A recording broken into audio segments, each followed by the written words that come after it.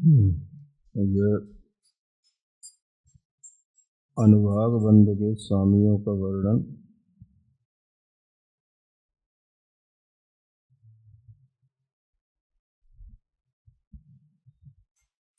किया गया। इसमें भी उत्कृष्ट का भी स्वामी का वर्णन हो गया है।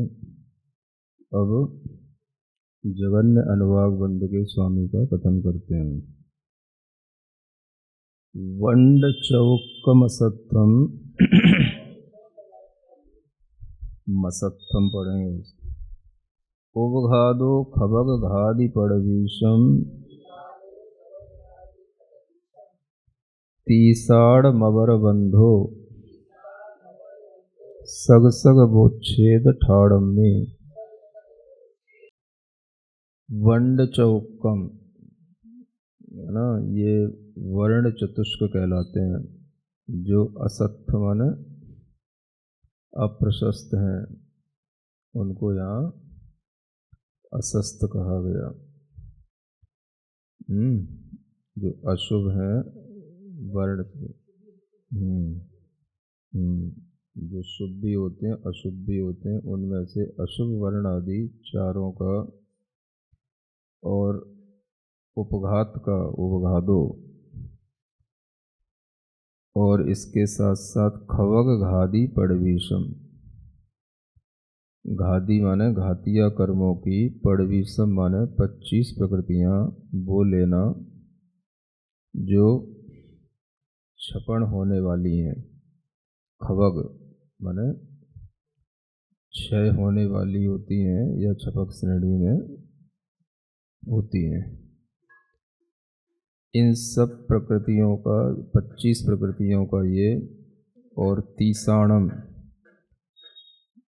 है ना, ये सब मिला करके ही 30 होंगे।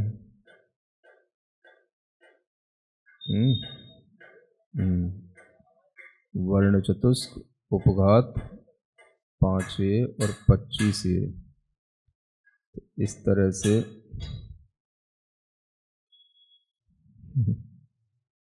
30 प्रकृतियों का अवर बंध, अवर माने जघन्य बंध, सग सग वोच्छेद ठाणम में। जहाँ जहाँ पर इनका अपना अपना वोच्छेद होता है, जहाँ जहाँ पर इनकी अपनी अपनी विच्छित्ति होती है, उसी स्थान में इनका जघन्य अनुभाग बंध भी होता है। यानी छपक श्रेणी में जहाँ जहाँ पर इनकी बंध विच्छित्ति होगी, उसी उसी स्थान पर इनका उस समय पर जघन्य अनुभाग बंध भी पड़ेगा। तो जघन्य अनुभाग बंध होकर के ही इनकी बंध विच्छित्ति का काल पूरा हो जाएगा, बंध विच्छित्ति हो जाएगी। तो ऐसी ये प्रकृतियां 30 प्रकृतियां हैं जो छपक श्रेणी में ही बंध विच्छित्ति को भी प्राप्त होती हैं और इनका अपना जघन्य बंध भी हो जाता है ना। तो अशुभ वर्ण आदि 4 उपघात, ये सब 8वें गुण स्थान में अपूर्व करण में इनका जघन्य बंध होगा, क्योंकि इन सबका वहीं पर बंध विच्छित्ति होती है। और ये घातिया कर्मों की 25 प्रकृतियां हैं, इनमें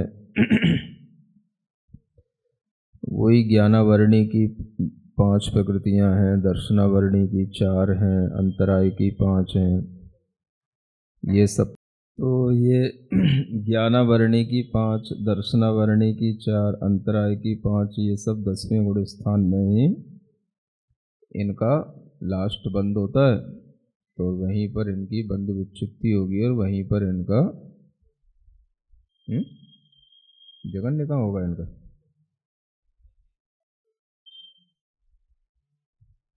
अच्छा, ये अशुभ प्रकृतियां हैं, इसलिए इनका जघन्य अनुभाग 10वें गुण स्थान में होगा।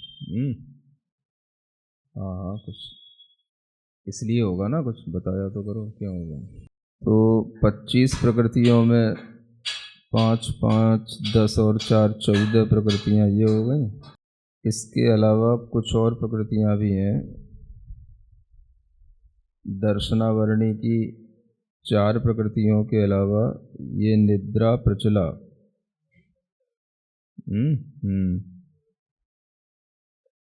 हाँ, ये भी जो है 8वें गुण स्थान के पहले भाग में इनकी बंध विच्छित्ति होती है, निद्रा प्रचला। इसके अलावा हास्य, रति, भय, जुगुप्सा, ये अपूर्वकरण के अंतिम भाग में इनका विच्छेद होता है ना। हास्य, रति, भय, जुगुप्सा, तो ये सब छपक श्रेणी में ही इनकी बंध विच्छित्ति होती है। घातीय कर्मों की ये सब निकाली जा रही प्रकृतियाँ। तो ज्ञानावरणी की तो सब हो ही गई, अंतराई की सब हो ही गई, दर्शनावरणी की और कुछ मोहिनी की बची हैं जिनका क्षय बताना है। और इसके अलावा ये पुरुष वेद होता है, इसका भी क्षय होता है। और संजुलन की 4 कसाएं, ये सब भी छपक श्रेणी में 9वें गुण स्थान में संजुलन, क्रोध, मान, माया, लोभ की बंध विच्छित्ति हो करके उनका जगन्य बंध होकर के छूट जाता है। तो इस तरह से यहाँ पर छपक श्रेणी वाले के जगन्य अनुभाग बंद होता है। ऐसी 30 प्रकृतियां यहाँ पर दिखाई गई हैं।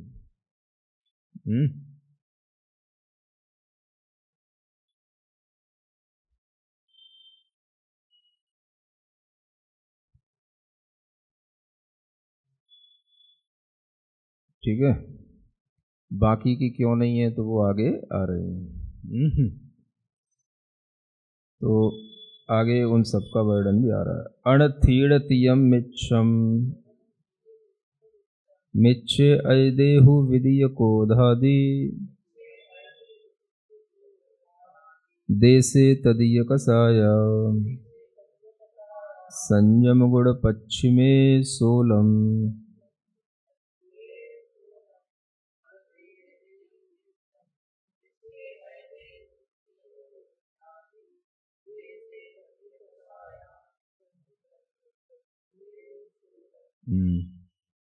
अब आपसे अगर कोई पूछे कि यहाँ पर ऊपर इन 25 प्रकृतियों में है ना, जो भी ये कसाय वगैरह ली हैं, तो इनमें जैसे पुरुष वेद क्यों लिया, स्त्री वेद, नपुंसक वेद क्यों नहीं लिया, तो क्या उत्तर दोगे?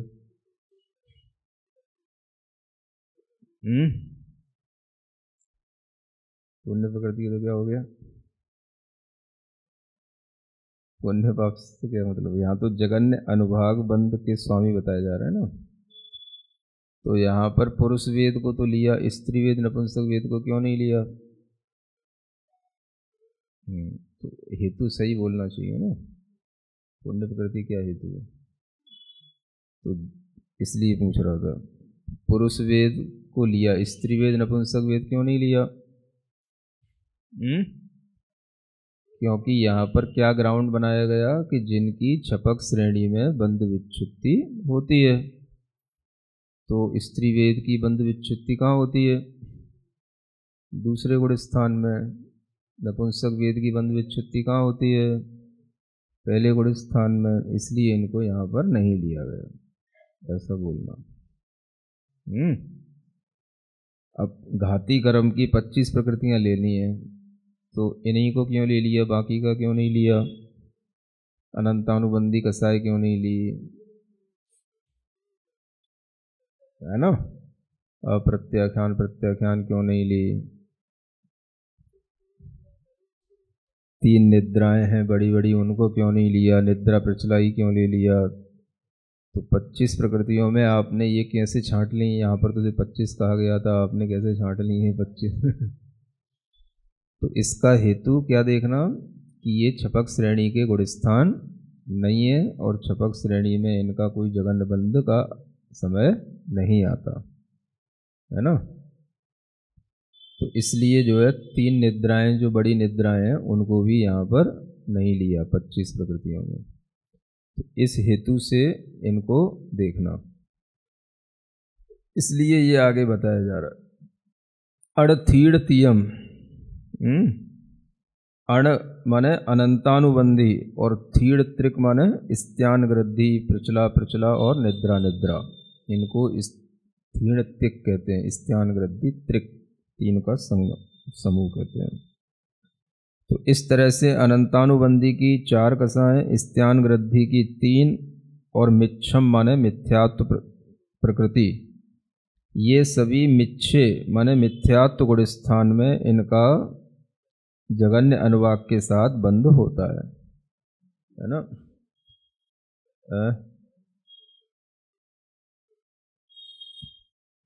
अरे तो वो नियम तो वो ऊपर वाले के लिए रह गया ना, सबके लिए नियम है कि जिनका जहाँ पर जगन्य बंद होगा वो वहाँ पर बंद विच्छित्ति होगी, वहीं पर नियम होगा, सबके लिए नियम है क्या? तो जिनके लिए नियम था उनके लिए बता दिया।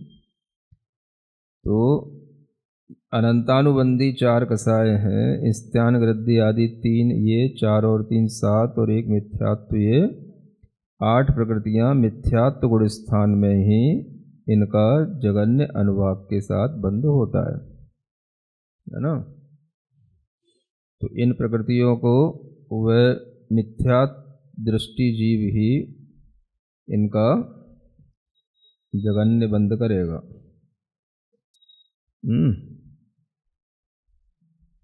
तो इसलिए ये जो नियम है वो केवल ऊपर बंद विच्छित्ति वाला जो नियम है वो केवल उन्हीं प्रकृतियों के साथ था जो ऊपर बताया जा रहा है। फिर आगे कहते हैं अयदेदु विदीय कोधादि।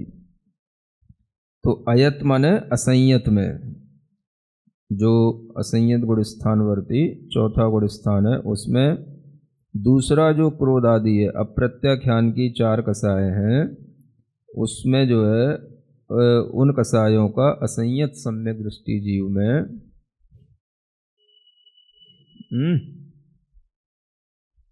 उनका जगन्य अनुवाक के साथ बंद होगा,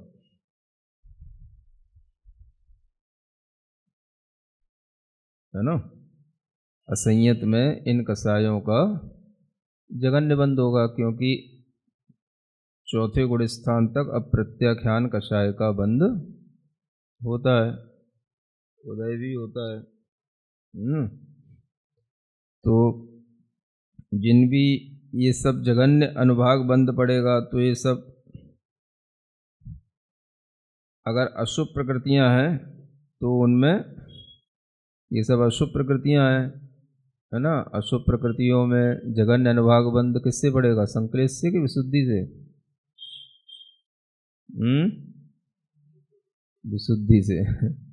तो अपने अपने गुण स्थान में इनका जो है जो भी विशुद्ध परिणाम रहेगा वहाँ से इनका जगन्य अनुभाग बंद हो जाएगा, है ना।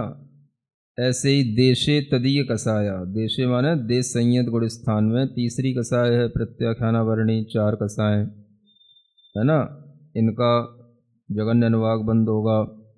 और संयम गुण पच्छिदे 16, और इसके आगे जो संयम गुण को धारण करने के लिए जो सम्मुख हुआ है, यानी जो संयम गुण को आगे प्राप्त करने वाला है, वैसे विशुद्ध परिणामी जीव के लिए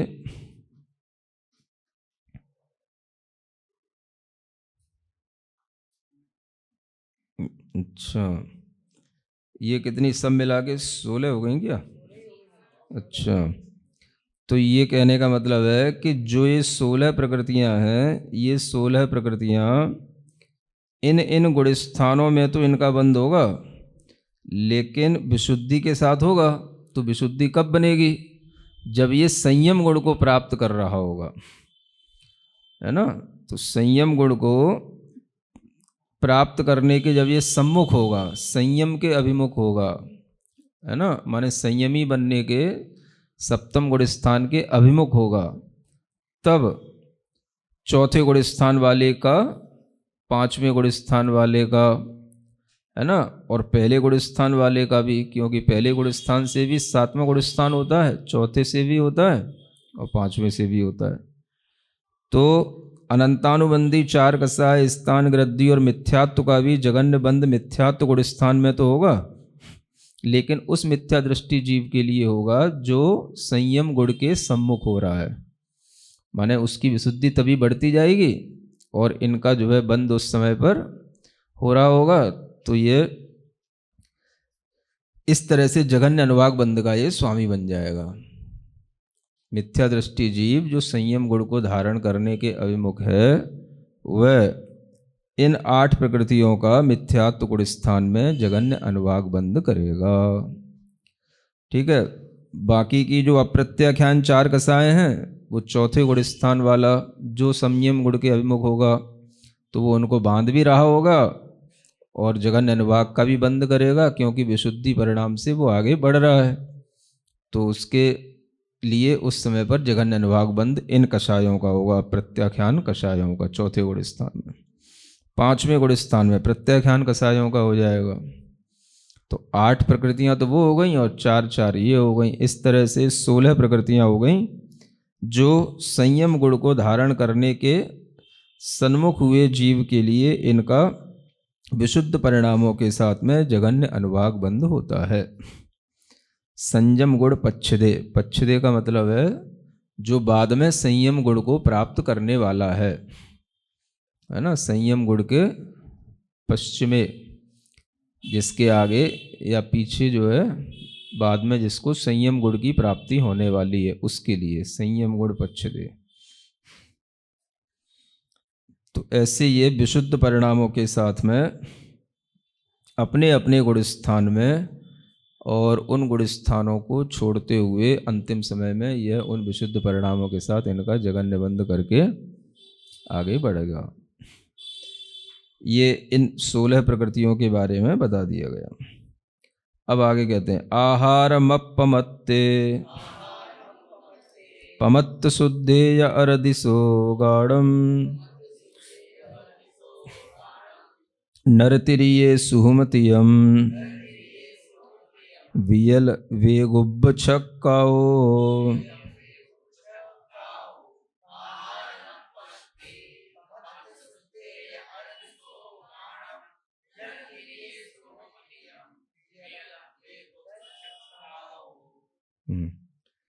कहते हैं आहारम अपमत्ते, है ना। आहार का मतलब आहारक शरीर, आहारक शरीरांगोपांग, ये 2 जो प्रकृतियां हैं, इन 2 शुभ प्रकृतियां हैं ये। इन शुभ प्रकृतियों को जघन्य अनुवाग बंद करेगा तो पमत्त शुद्धे कौन करेगा, है ना।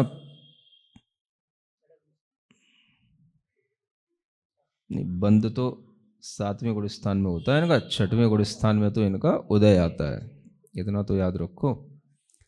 आहारक द्विक का बंद कौन करता है, 7वें गुण स्थान वाला। तो अप्रमत्त गुण स्थानवर्ती जीव है और शुभ प्रकृतियों का अगर वो बंद करेगा तो जघन्य अनुभाग बंद कब होगा शुभ प्रकृतियों में। जघन्य संकलेश से कि विशुद्धि से, संकलेश से। इतना तो एक ज्ञान बना करके रखो ही, शुभ प्रकृतियों में जघन्य अनुभाग बंद हो रहा है तो संकलेश से होगा। अब स्वामी उसका भले ही अप्रमत्त गुण स्थान वाला है, 7वें गुण स्थान वाला, बंद उसी को ही होगा, तो उसी को ही संकलेश कराना पड़ेगा 7वें गुण स्थान वाले को। तो वो संकलेश कब करेगा, जब वो 7वें गुण स्थान से 6वें गुण स्थान के सम्मुख होगा, तो यही उसका संकलेश परिणाम के साथ में होगा, है ना। 7वें गुण स्थान से जब वह 6वें गुण स्थान में आता है तो ये भी उसका संकलेश परिणाम के सम्मुख होना कहलाएगा।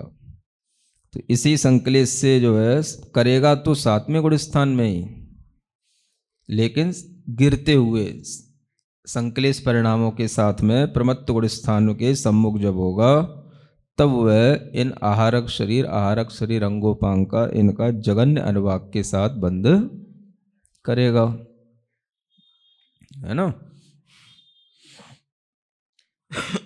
ऐसे थोड़ा सा आगे पीछे देखते रहा करो। अब उत्कृष्ट बंद करने वाला भी यही था। देखो उत्कृष्ट बंद का स्वामी कौन था, आखिर बंद तो यही करेगा ना। आहारक दिक् का बंद कौन करेगा, करेगा तो 7वें गुण स्थान में अप्रमत्ति करेगा। हाँ, तो जो वो विशुद्धि के साथ उत्कृष्ट बंद करेगा। है ना। तो विशुद्धि के साथ करेगा तो चढ़ते हुए अवस्था में करेगा, जो उसकी विशुद्धि बढ़ रही होगी उस समय पे करेगा, तो स्वामी तो उसका वही कहलाएगा। हाँ है।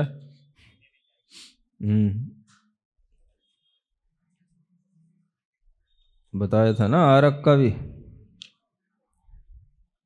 शुभ प्रकृतियों में इसका वर्णन आ जाएगा।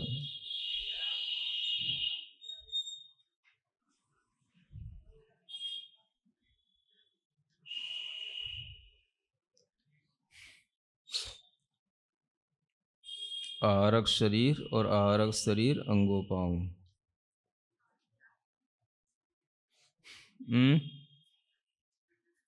हाँ ये तो वैसे इसका बंध तो,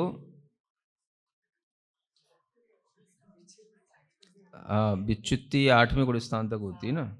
हाँ, तो 7वें गुण स्थान से ऊपर बढ़ते हुए जब वे विशुद्ध परिणामों के साथ होगा, छपक श्रेणी में होगा, तब जो है अपने विशुद्ध परिणामों के साथ इसका उत्कृष्ट बंध करेगा 8वें में, जहाँ पर इसकी बंद जब तक चल रहा है।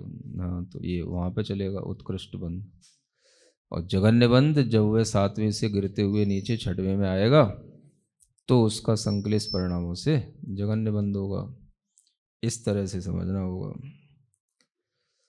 फिर आगे कहते हैं अरदि शोगाणम, अरति और शोक, इनको नर तिरिये,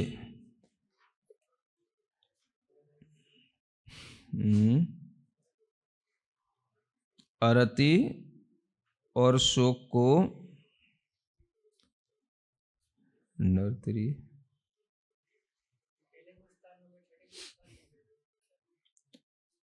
अरदि शोगाणम नर तिरिये सुहुम तियम, इसके लिए है ये वियल वेगुब छपकाओ, ये सब इसके लिए है। ये ऊपर का स्वामित्व ही बताया गया। अरति और शोक इनका भी जगन्य अनुवाक के साथ बंध वही पमत्त शुद्धे उसी में ही होगा। प्रमत्त गुण स्थानवर्ती जीव में जो शुद्ध हो रहा है, शुद्ध होने का मतलब विशुद्धि को प्राप्त है, तत्प्रायोग्य विशुद्धि के साथ जो प्रमत्त गुण स्थानवर्ती जीव है वही अरति और शोक का भी जगन्य अनुवाक का बंध करता है।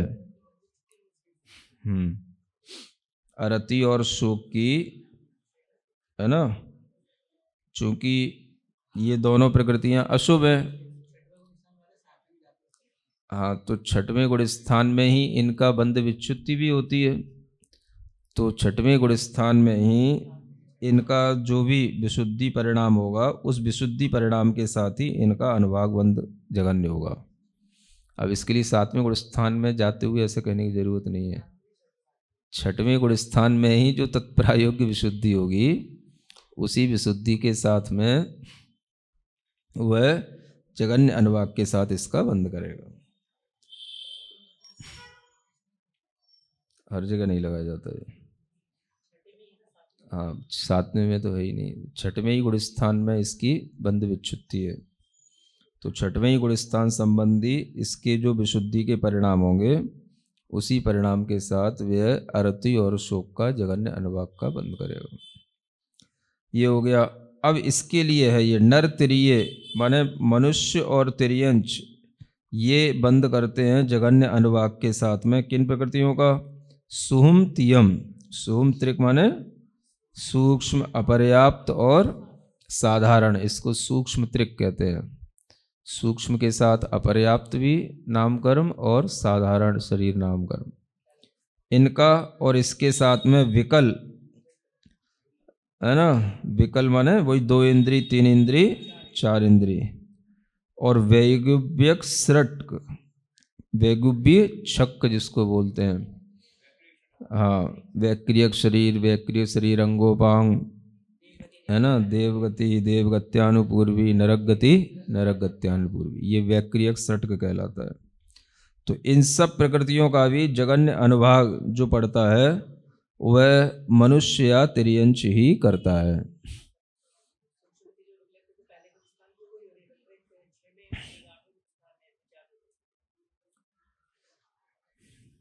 हम्म हम्म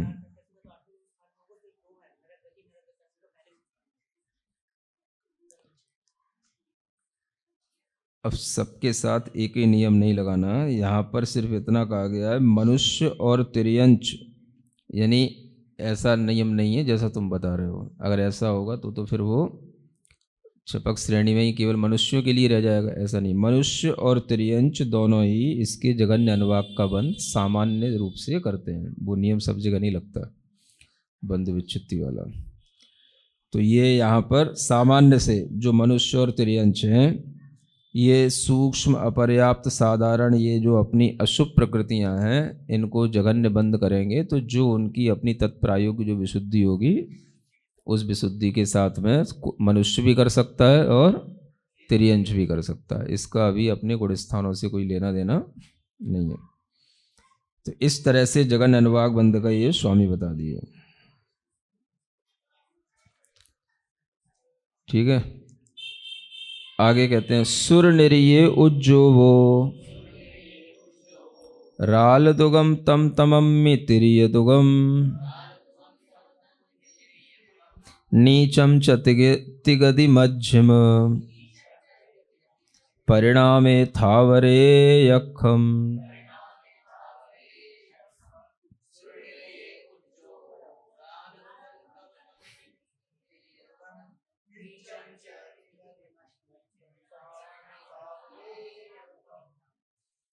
सुर निर्ये, सुर और नारकी, देव और नारकियों के बंधते हैं। उज्जोव औराल दुगम, उद्योत और औदारिक द्विक, इनका जघन्य अनुवाक बंद कौन करते हैं? उद्योत कर्म का, औदारिक शरीर अंगोपांग का। जो देव और नारकी होंगे वे इन प्रकृतियों का जघन्य अनुवाक करेंगे, क्योंकि ये प्रकृतियां पुण्य रूप हैं, तो संक्लेश परिणाम के साथ इनका जघन्य अनुवाक करेंगे, है ना। तो जघन्य अनुवाक के साथ जो कोई भी संक्लिष्ट देव होगा या नारकी होगा, वो इनका जघन्य अनुवाक के साथ बंद करने वाला स्वामी कहलाएगा। तम तमम्मी, और जो तम तमा 7वें नरक में, तिर्य दुगम, तिर्यंच गति और तिर्यंच गत्यानुपूर्वी, इसके साथ नीचम च माने नीच गोत्र, इनके जघन्य अनुवाक बंद करने वाला 7वें नरक का नारकी होगा।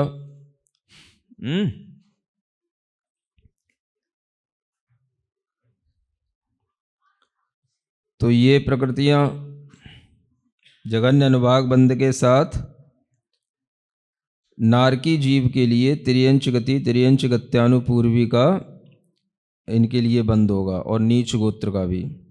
तो अशुभ प्रकृतियां हैं, त्रियंच गति तिर्यंच गत्यानुपूर्वी और नीच गोत्र, सभी ये क्या हैं? अशुभ प्रकृतियां हैं। लेकिन नारकी जीव इनका बंद करेगा, 7वें नरक का करेगा। तम तमम्मी माने 7वें नरक का नारकी। तो ये जो नारकी विशुद्धि के साथ में सम्यक्त्व के अभिमुख होगा, उसके लिए होगा ये, है ना।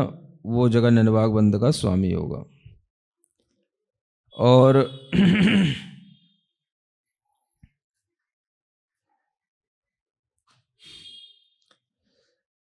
ती गति मध्यम परिणामे थावरे यक्खम, स्थावर और एयक्खम माने एक इंद्रिय का जघन्य अनुवाक जो होगा, वो 3 गति वाले जीव अपने मध्यम परिणामों के साथ करते हैं। अब देखो, किसी प्रकृति का जरूरी नहीं सबका संक्लेश और विशुद्धि की उत्कृष्टता से ही हो। तो 3 गति वाले जीव, 3 गति का मतलब हो गया स्थावर और एक इंद्रिय का जो जघन्य अनुवाक करेगा, तो वो नारकी जीव के लिए तो कभी इनका बंद होता ही नहीं, स्थावरों का और एक इंद्रियों का, क्योंकि नारकी जीव कभी स्थावर और एक इंद्रियों में उत्पन्न नहीं होता। तो नारकी के बिना 3 गति वाले जीव ले लेना, और देव मनुष्य और तिर्यंच, लेकिन लेना वो जो मध्यम परिणामी जीव हो, न विशुद्धि वाले चाहिए ज़्यादा, न संक्लेश वाले चाहिए। ऐसे मध्यम परिणामी जीव के लिए स्थावर और एक इंद्रिय का जघन्य अनुवाक का बंध होता है। अब यहाँ पर इस गाथा में जो एक उद्योत प्रकृति आई ना, तो उद्योत प्रकृति अपने आप में कैसी है? प्रशस्त प्रकृति है। हम्म हम्म तो इस उद्योत प्रकृति का बंध भी जब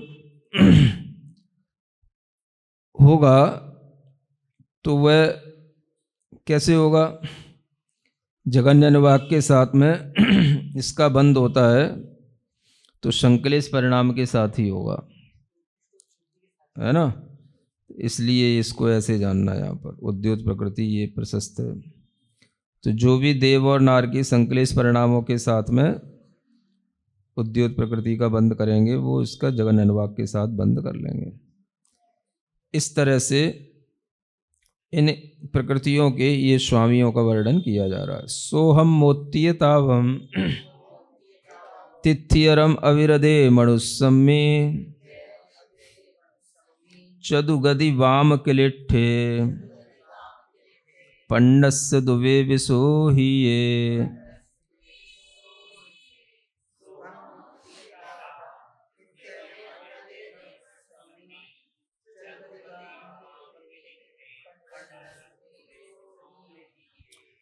अब यहाँ कहते हैं सोहम मोतीय, यानी सौधर्म स्वर्ग तक, सोहम मोतीय य तावम, तावम का मतलब है आतापम है, अतावम आतप प्रकृति जो है उसके जगन्य अनुवाग बंध का स्वामी सौधर्म युगल तक के देव होंगे जो संक्लेश परिणामों के साथ में इस प्रकृति को बांधेंगे। तो यह आतप प्रकृति का जगन्य अनुभाग बंद करने वाले सौधर्म युगल तक्के का मतलब होगा भवनत्रिक भी और सौधर्म ईशान स्वर्ग के युगल देख, यहाँ तक जो है इनका बंद होता है। एक इंद्री का बंद भी यहीं तक ही होता है। आतप प्रकृति को यहीं तक बांधने वाले ये देव होते हैं। तो जो ये देव भवनत्रिक के और सौधर्म युगल वाले संक्लेश परिणामों से सहित होंगे वो इस आतप प्रकृति का जगन्य अनुवाक के साथ में बंद करेंगे। फिर कहते हैं तिथियरम अवृदे मनुष्यमी, और तीर्थंकर प्रकृति का जो बंद होगा, है ना, वो तो मनुष्यमी, मनुष्य में ही होगा। तीर्थंकर प्रकृति का बंद तो मनुष्य ही करता है, लेकिन कौन सा मनुष्य? अविरदे अविरत गुणस्थानवर्ती मनुष्य तीर्थंकर प्रकृति के जगन्य अनुवाक का बंद तब करेगा। अब तीर्थंकर प्रकृति कैसी है? पुण्य प्रकृति है, तो इसके जगन्य अनुवाक का बंद किससे होगा? संक्लेश से होगा, है ना। तो जो असंयत गुणस्थानवर्ती मनुष्य संक्लेश कब करता है? जब वह दूसरे तीसरे नरक के जाने के सम्मुख होता है, तब उसके परिणाम संक्लिष्टतर होते हैं। तो उस समय पर यह चौथे गुणस्थान वाला मनुष्य जगन्य अनुवाक के साथ में तीर्थंकर प्रकृति का बंध करेगा।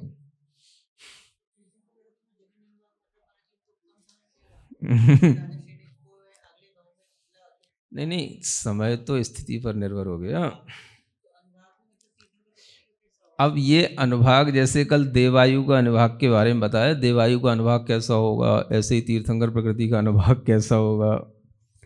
तो अनुभाग ऐसा ही होगा। तीर्थंकर बन गए, तीर्थंकर प्रकृति का अनुभव हो रहा है, तो वो अनुभव भी पूरा उत्कृष्ट अनुभाग के साथ होगा। तो उत्कृष्ट परिणामों के साथ में तीर्थंकर पने का भाव आएगा।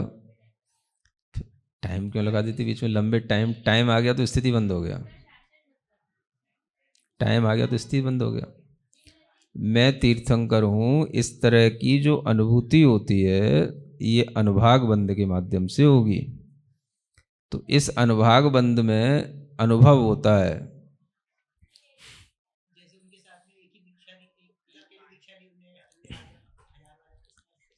अब वो भी इसलिए नहीं कह सकते कुछ भी, क्योंकि ये सब तो तीर्थंकर प्रकृति का अनुभाग बंध का उदय तो तब आएगा जब केवल ज्ञान हो जाएगा।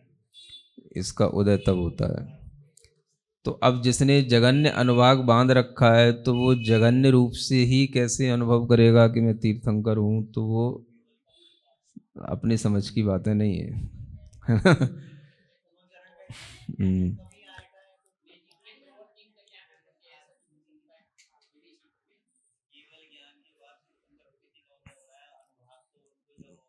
केवल ज्ञान के बाद अनुभाग में अब क्या अंतर, जो होगा सो होगा, केवल ही भगवान ही जानेंगे क्या, है ना। देवायु का तो फिर भी थोड़ा बहुत बताने की कोशिश की थी अब इसको। तो ये अनुभाग अपने आप वही है। अनुभाग माने जिस कर्म का हम अनुभव कर रहे हैं वो उत्कृष्ट अनुभाग है, तो उसमें उत्कृष्ट रस उसको अनुभूत होगा, है ना। मतलब मधुरता के साथ में उसका अनुभव होगा। अब वो मधुरता में ही अंतर रहेगा ना, चूंकि पुण्य प्रकृति है तो या तो गुड़ जैसा, गुड़ भी मीठा है और अमृत भी मीठा है, तो उत्कृष्ट अनुभव होगा तो अमृत की तरह अनुभव होगा, और जघन्य अनुभव होगा तो गुड़ की तरह अनुभव होगा। तो बस मिठास में अंतर रहेगा। मीठा तो दोनों है।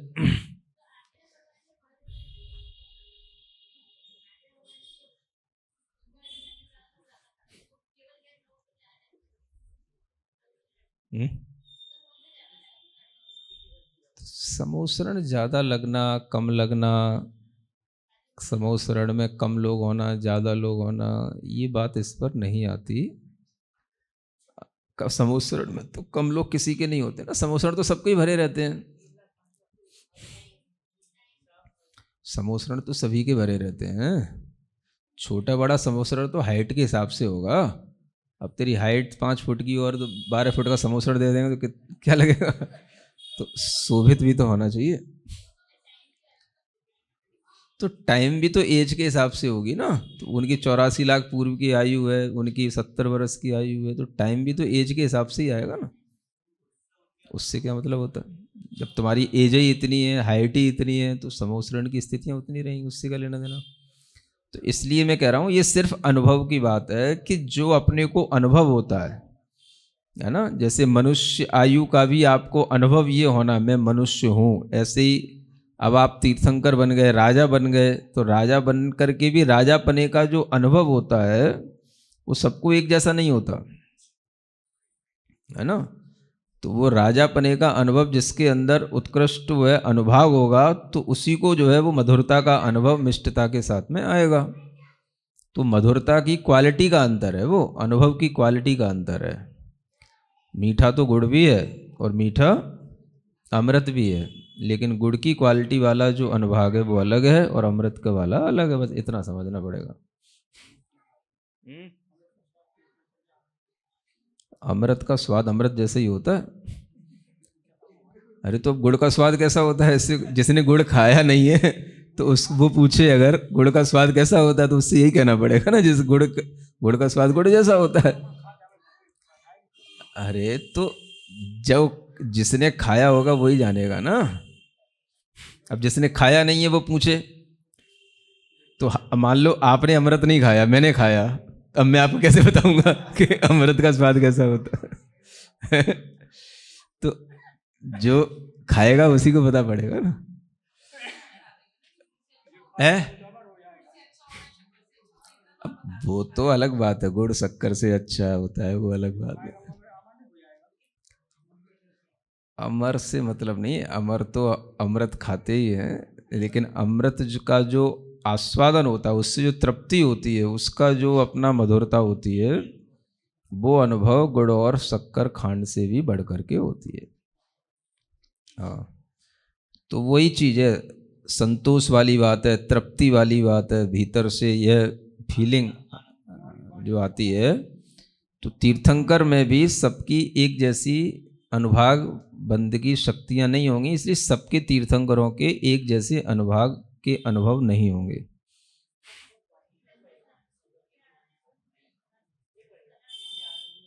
है ना।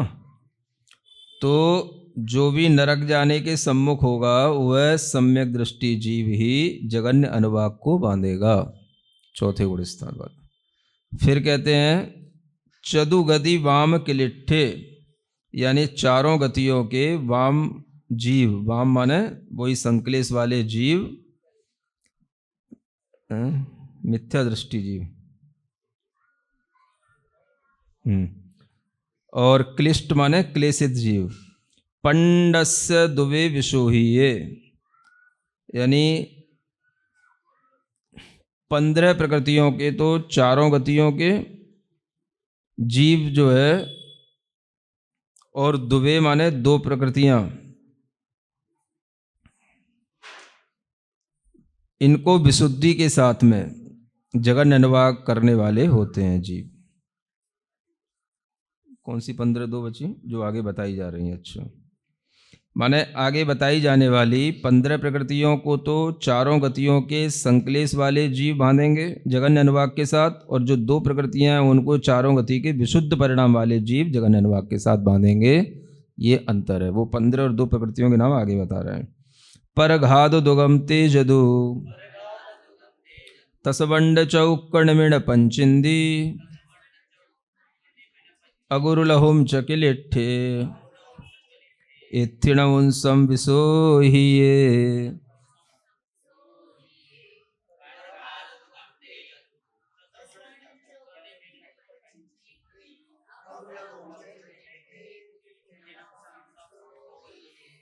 अब ये 15 प्रकृतियां गिनाई गई। परघात द्विक यानी परघात के साथ में उपघात, परघात, उच्छ्वास, ये सब जोड़ा चलता है ना, तो परघात द्विक माने परघात और उच्छ्वास। तेजस द्विक माने तेजस और कार्मण। त्रस वंड इनका चतुष्क, त्रस वर्ण त्रस चतुष्क है ना, त्रस बादर पर्याप्त और प्रत्येक, और वर्ण चतुष्क तो होता ही है। निमिण और पंचेंद्री, निर्माण और पंचेंद्री, और अगुर लघु, ये सब मिलाकर के 15 प्रशस्त प्रकृतियां हो जाती हैं, है ना। हो गई।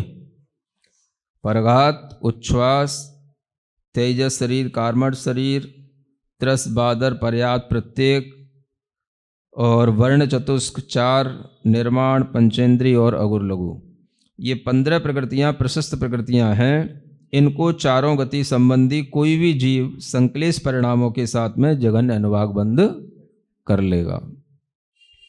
प्रशस्त प्रकृतियां इसलिए संक्लिष्ट जीव चारों गति के, सामान्य से चारों गति के जीव अपने अपने संक्लेश परिणामों के साथ इनका जगन्य अनुवाग बंद करेंगे। और जो 2 प्रकृतियां थीं वो हैं इत्थि नपुंसक विसोहिये, ये अप्रशस्त प्रकृतियां हैं, स्त्री वेद और नपुंसक वेद, है ना। ये अप्रशस्त प्रकृतियां कही जाती हैं, है ना। अब 3 वेदों में पुरुष वेद प्रशस्त प्रकृति है, स्त्री वेद नपुंसक वेद अप्रशस्त प्रकृति है ना।